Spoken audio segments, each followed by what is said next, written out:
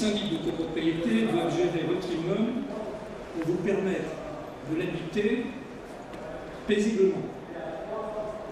Mais ils ne peuvent le faire sans la participation active d'autres acteurs qui constituent la chaîne de la sécurité. Nous avons donc réuni l'ensemble de ces acteurs dans cette conférence.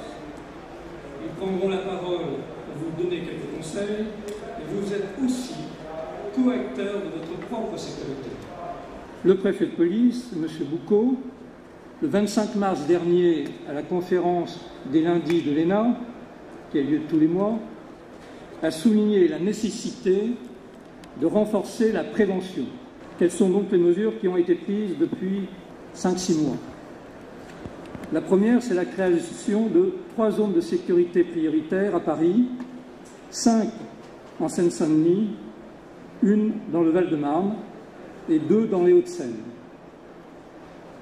Deuxième mesure, c'est la réorganisation du territoire du Grand Paris en 84 arrondissements regroupant 10 millions d'habitants.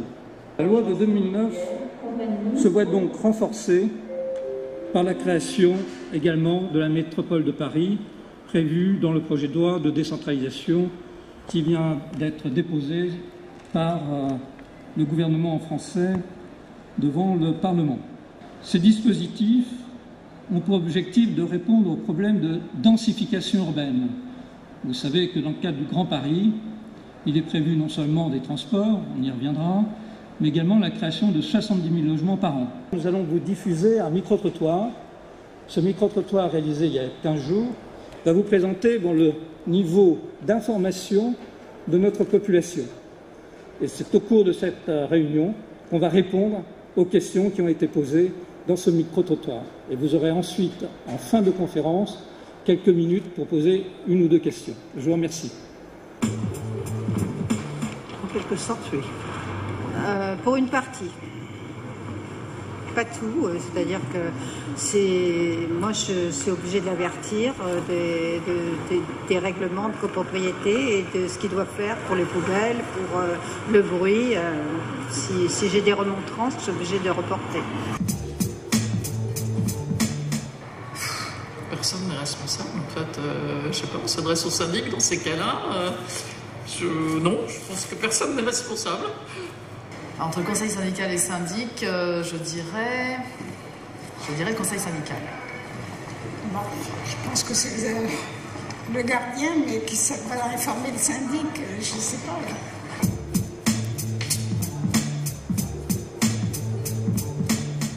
Ah oui. Oui. Non.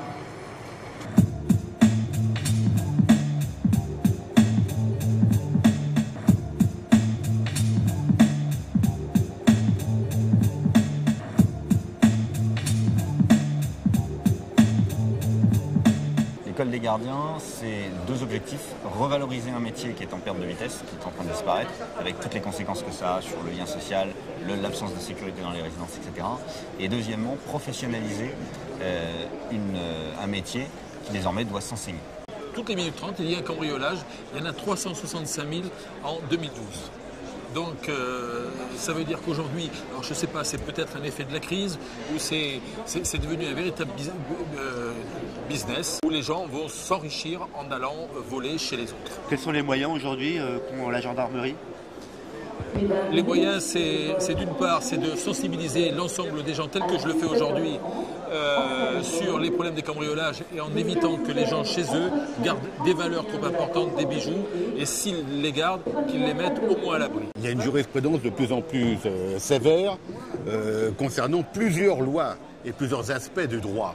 Là, oui, les tribunaux prennent en compte justement des problèmes de sécurité ou d'insécurité. Et effectivement, ils sont beaucoup plus favorables qu'autrefois aux victimes, c'est-à-dire aux copropriétaires ou aux usagers d'une manière générale. Oui. Sont-ils plus sévères ? Oui, ils sont plus sévères avec les auteurs des infractions, oui. Beaucoup plus sévères. Tout à fait, oui.